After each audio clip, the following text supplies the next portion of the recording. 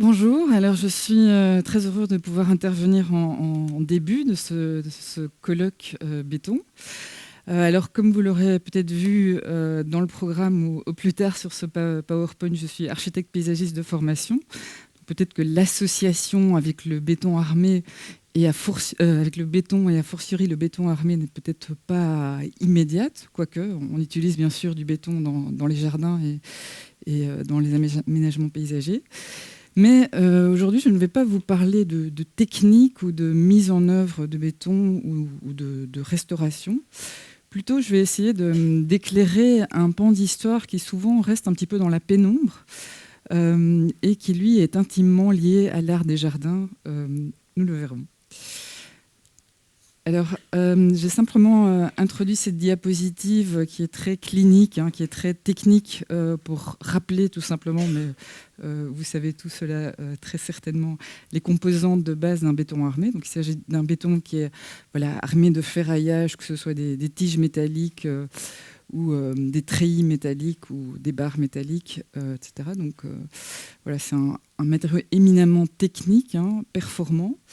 Donc, quand on pense à ce matériau, on aurait peut-être l'intuition que ce sont des ingénieurs qui seraient à l'origine de l'invention d'un matériau de cette nature, qui auraient fait des calculs savants pour déterminer justement la combinaison entre métal et ciment ou béton, et qui auraient dimensionné les dalles, déterminé la densité du ferrage. Or, il en est tout autrement.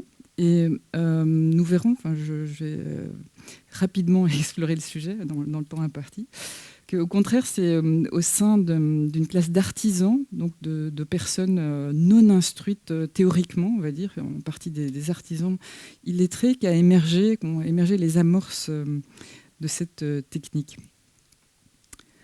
Alors, il faut dire aussi que l'association entre métal et matériaux minéraux ne va pas de soi.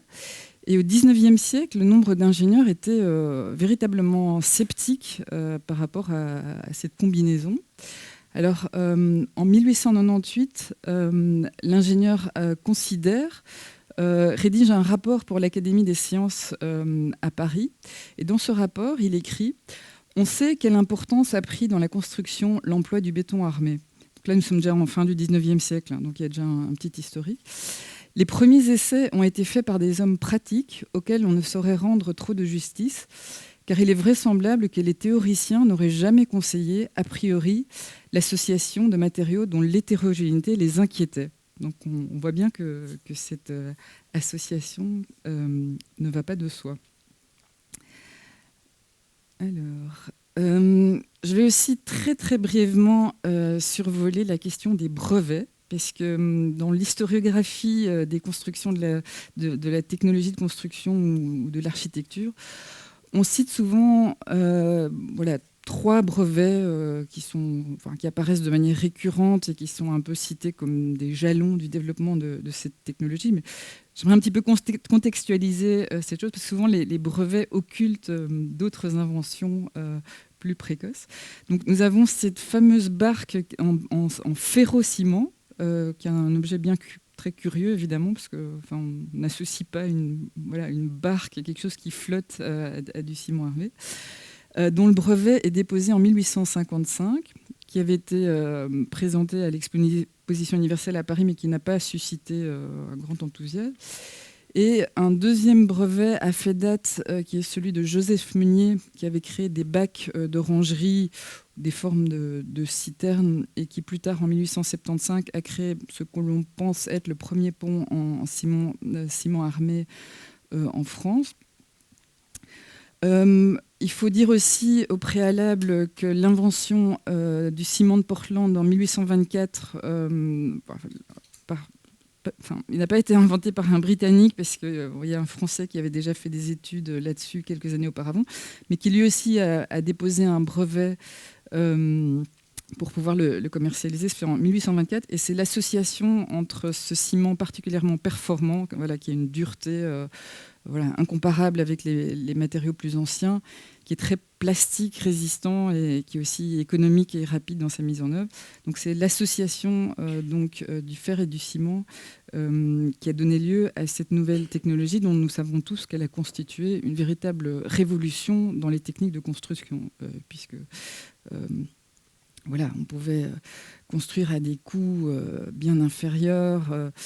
Enfin, il y a aussi toute la question des forêts qui jadis alimentaient l'industrie de la construction. Donc, voilà. Alors, là, on entre dans un univers qui est assez différent. Et il y a plusieurs études et recherches qui ont été menées par des historiens des jardins en France sur l'apparition de l'art de la rocaille dans les jardins. Et il semblerait que ce soit surtout dans le sud de la France que cette technique ait trouvé voilà, un lieu particulièrement propice à son développement.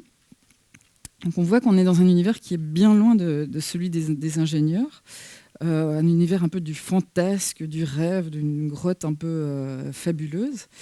Et j'aimerais aussi un petit peu éclairer le contexte dans lequel ont émergé ces nouvelles formes dans l'art des jardins. Alors, voilà, on a repéré la région de Marseille comme étant un petit peu un creuset de cet art un petit peu hors du commun, etc. Et les raisons en sont multiples, parce que Marseille, durant la première moitié du 19e siècle, est un lieu important d'échange de produits, d'hommes, etc. Donc on assiste à un essor économique et voilà, aussi au développement d'une bourgeoisie voilà, qui va de pair avec cet essor économique. Bourgeoisie qui commence à s'installer dans des propriétés en périphérie de Marseille et qui, à l'instar des anciennes élites du XVIIe, XVIIIe, XIXe siècle, souhaitent se créer des propriétés avec voilà, des symboles de statut. Donc, on voit ici que la référence à l'imaginaire des grottes est bien évidemment évidente. Alors, la rocaille n'est pas une chose neuve au XIXe siècle dans l'art des jardins, puisque voilà, des rocailles existaient déjà voilà, dans l'art des jardins romains antiques.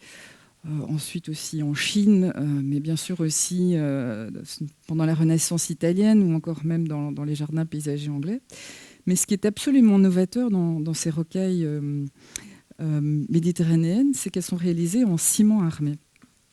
Et pour en revenir à des questions de chronologie, donc nous avons vu que le premier brevet avait été déposé en 1855, la fameuse barque en ciment. Or, on sait, d'après des annuaires professionnels, d'après des almanachs et des bottins, que le métier de rocailleur existait déjà bien une dizaine d'années avant. Et donc, justement, dans la région de Marseille, d'Avignon, ils étaient particulièrement nombreux. Donc, ils s'appelaient rocailleurs, parfois aussi rustiqueurs, treillageurs, rocailleurs paysagistes, cimenteurs, artistes rocailleurs. Donc on voit bien que les noms sont variés, mais on voit aussi voilà, dans cette notion d'artiste rocailleur, par exemple, que la notion d'œuvre d'art, entre guillemets, individuelle, était aussi très présente. Alors, ceci, c'est une façade dans la région d'Avignon, enfin, la date de la photo n'est pas précisément connue. Mais je souhaite montrer cette photo parce que ce qui se passe au XIXe siècle, c'est que d'une part, on a repris voilà, certains dopoïs de l'art des jardins avec voilà, cet imaginaire des grottes, donc grottes anciennement réalisées en rocher et qu'au XIXe siècle, on réalise en ciment armé. Mais ce qui est intéressant aussi, c'est que ces rocailleurs, en collaboration, presque en synergie avec leurs commanditaires, qui avaient bien sûr aussi des idées quant à l'aménagement de leur maison et de leur jardin, parce que souvent ça allait de pair, c'était vu un peu comme une œuvre d'art totale. Donc la maison et son jardin sont aménagés d'une traite, et les rocailleurs souvent interviennent sur les façades et sur les espaces extérieurs attenants. Donc cet exemple est très intéressant parce qu'on y voit des balcons et des rambardes d'escaliers voilà, en faux bois, hein, toute vraisemblance. Alors ce qui est intéressant, c'est que l'épaisseur des membres de ces balcons est très fine. Donc vu de loin, si on ne connaît pas la roca, on penserait presque que ça peut être des rambardes métalliques. Et ces rocailleurs avaient voilà, un peu un imaginaire de recréer une nature plus vraie que la vraie nature, enfin une espèce de fausse nature plus vraie que la vraie nature. Et voilà, d'une manière un peu spontanée, intuitive aussi, parce que c'était de très bons artisans. On sait que nombre d'entre eux étaient des immigrés italiens, parce qu'il y a une vague d'immigration de maçons, on va dire, au savoir-faire très pointu. Donc, ils étaient très habiles pour manier ce nouveau matériau qu'est le ciment de Portland, qui est très plastique, hein, qu'on peut véritablement sculpter et auquel on peut donner les formes les plus improbables. Et donc, cet imaginaire et cette idée de créer des formes nouvelles qui vont au-delà de ce que le matériau peut en réalité. Donc, comme on l'a vu avant, l'ingénieur voit d'emblée les limites d'un matériau. Mais l'artisan pense la forme et ensuite il essaie de trouver des solutions pour pouvoir réaliser la forme. Et en l'occurrence, le ciment en soi, bon, il est fort en compression, mais il est faible en tension. Donc voilà, ils ont eu l'idée d'y introduire des ferraillages, des tiges de fer pour le faire tenir. Donc, je pense que ces réalisations sont assez remarquables puisque voilà, c'est vraiment, disons, le matériau ciment armé dans son expression la plus extrême puisque les membres du balcon sont très fins. Alors, je parlais voilà, d'un imaginaire d'une nature recréée. Ils ont un très grand sens du détail. Ils sont aussi voilà, très animés par une volonté de réalisme, mais qui parfois un réalisme qui va au-delà du réalisme. C'est presque plus vrai que nature. Quand on voit ces troncs sur la gauche, bien sûr, on voit toutes les petites lignes dessinées à la truelle. Et sur la droite, nous avons un exemple particulièrement intéressant, puisque ici, il y a un élément raccommodé.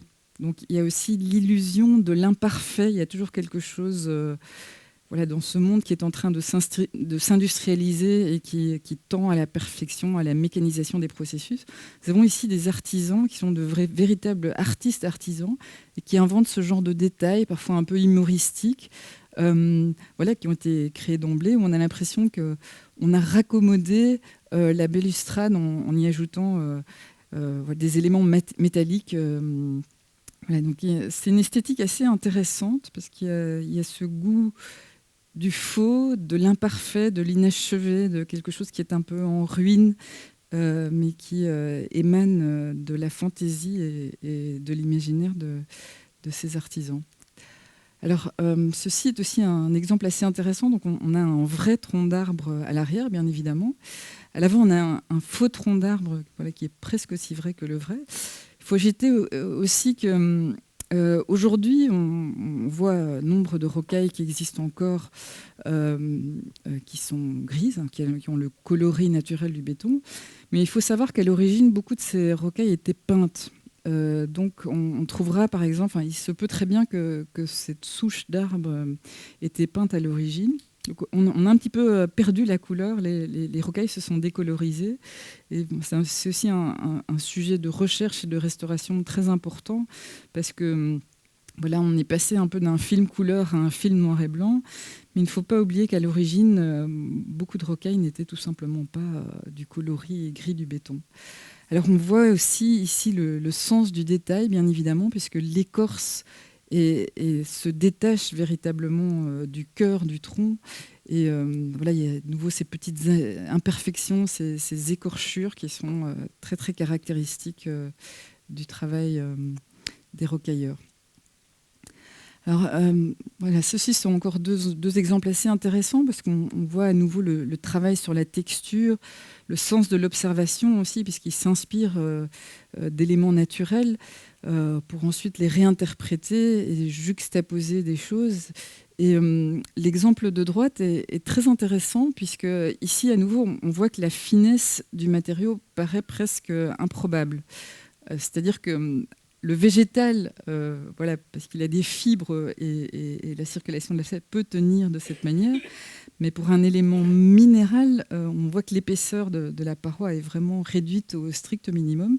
Et voilà, c'est un ferraillage qui permet d'obtenir ce genre d'effet. Et donc, cet objet a plus de 100 ans, donc on voit que ça a tenu, mais voilà, souvent ils étaient aussi recouverts de petits treillis qui permettaient de donner des formes et qui étaient ensuite enduites de ciment, soit par projection, soit à la truelle. Alors, je vais faire une petite étude de cas bruxelloise pour nous replonger dans le contexte bruxellois. Alors, vous connaîtrez sûrement cet exemple qui est situé au parc de Woluwe, qui est une très belle rambarde de pont. Alors, on voit sur cet exemple aussi une certaine acrobatie des formes. Voilà, une rambarde en rocaille n'est jamais répétitive. Il y a toujours, voilà, aucun élément ressemble à un autre, et c'est aussi ça l'art du rocailleur, c'est de créer voilà, une succession de formes là, qui semblent presque voilà, un peu dans une chorégraphie organisée les unes avec les autres. Mais au-delà de ces aspects esthétiques, on verra qu'au niveau technique, ça donne aussi quelques, voilà, quelques conclusions qui peuvent être assez instructives. Alors, comme je l'évoquais précédemment, voilà, chez les rocailleurs du sud de la France, j'ai peut-être fait un petit raccourci, mais donc, l'art de la rocaille semble avoir émergé du sud de la France avec ce savoir-faire venu en partie d'Italie. Il a ensuite essaimé dans toutes les provinces françaises et dans toute l'Europe. Alors, l'histoire de la rocaille reste un peu à écrire, parce que chaque pays a un peu sa propre histoire de la rocaille, puisque aucune rocaille ressemble à une autre. Les rocailleurs ont très souvent aussi un style, une écriture. D'ailleurs, souvent, ils signent leurs œuvres. Donc, je pense qu'on peut vraiment faire des études très très détaillées qui seraient vraiment très intéressantes et voilà, aussi sur la chronologie de l'apparition de cette technique dans les différents pays. Voilà, les annuaires professionnels, bien sûr, sont très utiles pour pouvoir retracer cette généalogie. Donc, cette rocaille a été créée au début du XXe siècle, autour de 1901, par un rocailleur qui s'appelait Chapelle. Et on voit ici, de nouveau, à l'image de ces rocailles du sud de la France qu'on a vu, ce goût de l'imparfait, des gerçures. Par exemple, ici, sur ce tronc, on voit que l'écorce est gercée. Tout ça est voulu et mis en scène. C'est une nature un peu fragile. Donc, on a un matériau très technique, finalement très moderne, qui crée une espèce de révolution technologique. Et on lui donne une espèce d'ambiguïté bizarre parce qu'on lui donne l'aspect voilà, d'une nature fragile, écorchée, qui a énormément d'imperfections. Souvent, on voit aussi des moignons. Ça, c'est très, très répandu. Donc, des branches coupées, voilà,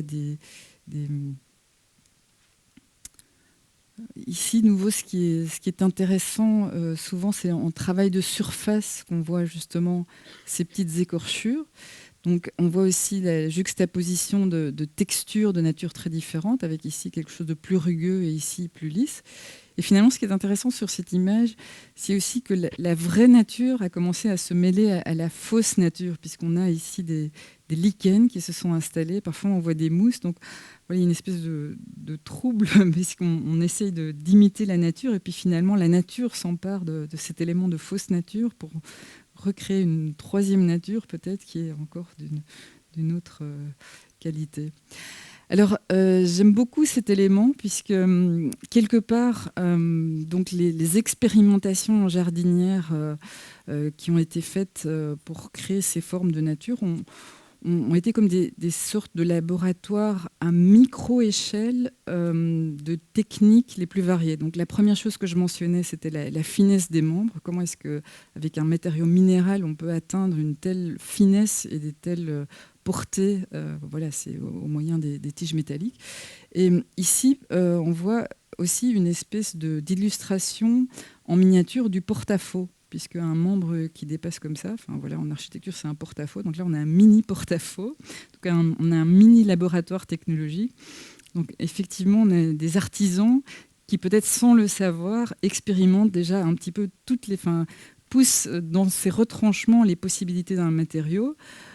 Pas parce qu'ils avaient des velléités technologiques ou un savoir qui leur permettait de se projeter, mais parce qu'ils voulaient créer ces formes.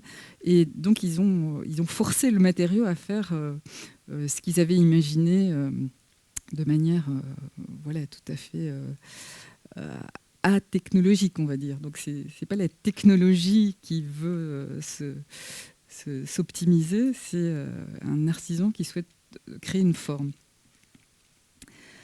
Alors, voilà, ici, on a de nouveau un petit peu un exemple caractéristique.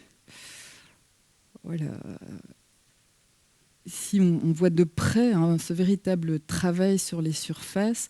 À gauche, on voit aussi à nouveau voilà, la fin de la branche, où on voit que vraiment l'écorce est travaillée séparément, comme si c'était une peau qui se coulait sur le noyau de la branche. Et ici, on voit effectivement, c'est une seule et même rambarde, mais si on compare tous ces éléments, on verra qu'ils ne sont absolument pas interchangeables. Aucun élément ne ressemble à l'autre.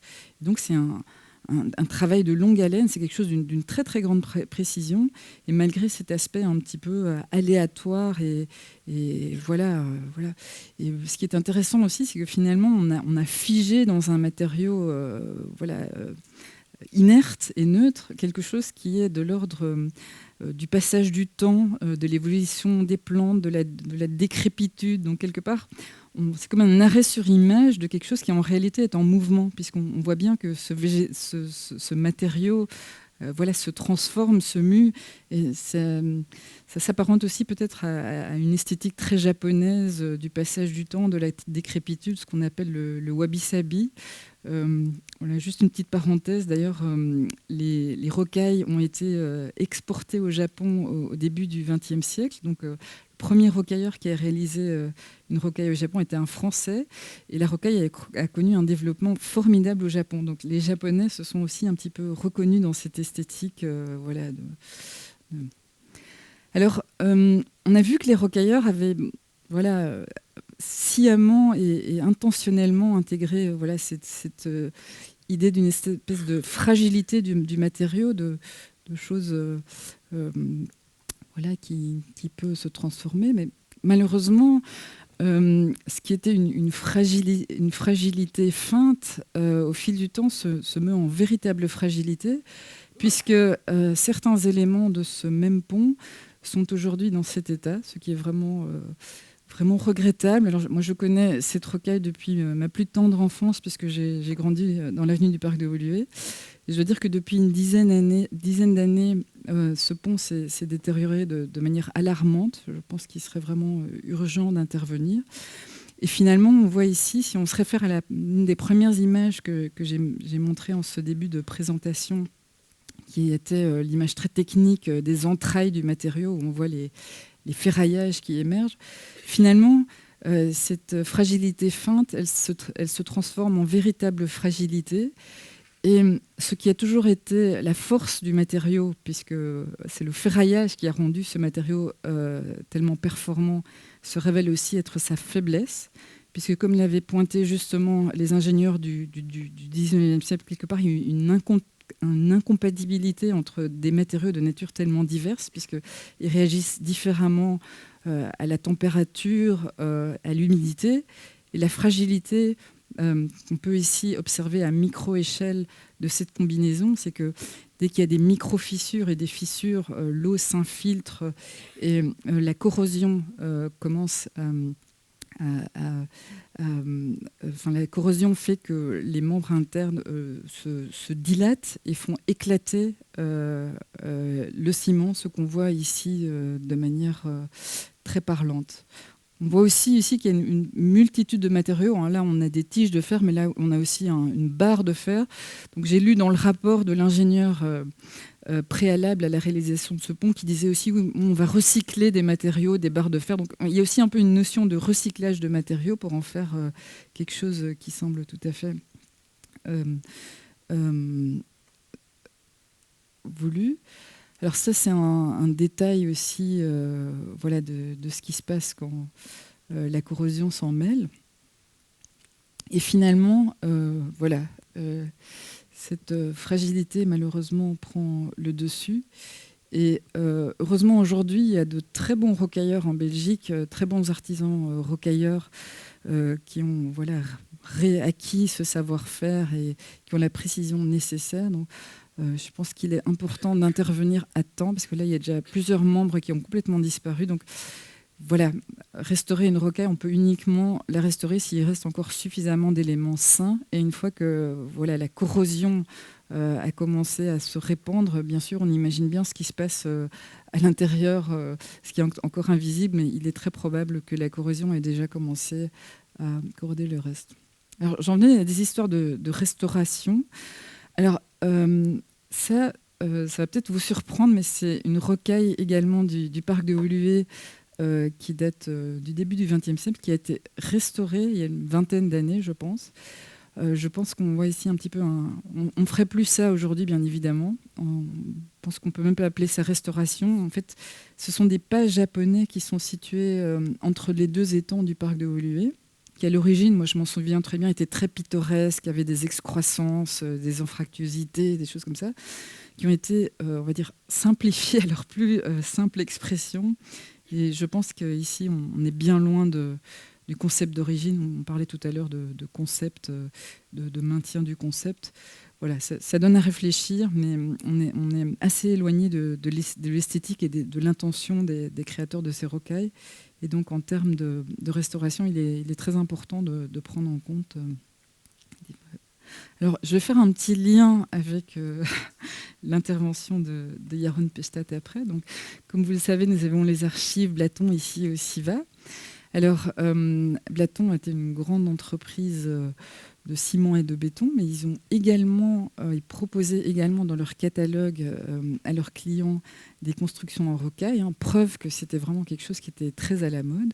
Donc, en partie, ils avaient des réalisations artisanales. Enfin, ici, c'était un peu des modèles de catalogue, mais qu'on pouvait ensuite décliner voilà, selon les envies et les dimensions du jardin, etc. Donc, nous avons d'une part un pavillon en imitation de bois rustique, voilà, donc cette idée du rustique dans la ville. Et ensuite, un pont en béton armé avec garde-corps en imitation de bois rustique. On voit aussi de nouveau cette combinaison entre matériaux très techniques et rusticité qui est parfois un petit peu troublant. Et dernier élément que je souhaite montrer, qui est peut-être le plus surprenant, voilà, une véritable curiosité, c'est un tronc. Alors, si on y regarde de plus près, quand j'ai ouvert le catalogue, je pense qu'il s'agissait d'un petit tronc décoratif de la taille d'un champignon, une souche qu'on pose dans son jardin. Mais si vous regardez de près, en réalité, ce sont des escaliers. Donc, si vous imaginez l'échelle de l'élément, ça doit faire minimum 3 mètres. Donc, ça veut dire qu'on peut entrer dans ce tronc. Je ne sais pas exactement ce qu'on fait à l'intérieur du tronc, parce que c'est peut-être un espace de méditation.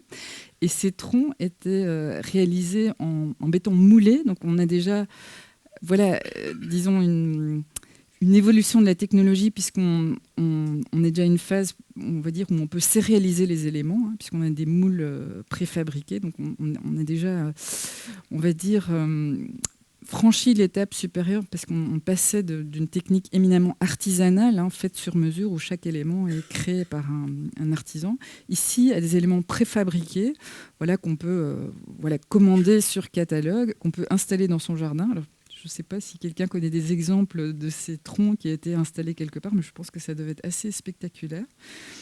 Et Voilà, je vais clôturer mon intervention sur cet objet voilà, un petit peu curieux et presque un petit peu surréaliste, et céder la parole à l'intervenant suivant. Merci beaucoup.